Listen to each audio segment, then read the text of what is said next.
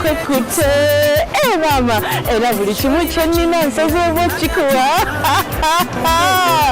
Ebyo bigambo byabadde byogerwa omwami omu ku bagagga b'e Nansana nga bamuyita omwami Henry Ssengozi Senko. Yabadde abigamba mukyala we, mukyala mulungi nnyo, omukyala lwadagada era nga bamuyita Nalubega Annet.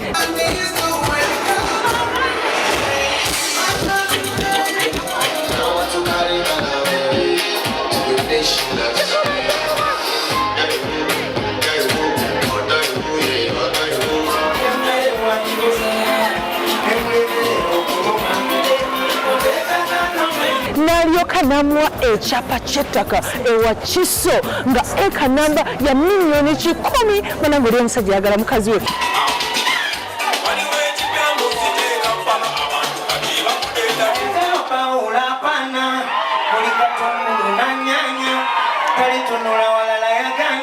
Ng'ogyeko ekyapa kye bamuwadde, omusajja yatutte ebirabo nga bingi nga bya bbeeyi. Omukolo gwasitudde abagagga ba MP, essanyu eryabadde wali, ssente wedda ziyikanga mazzi.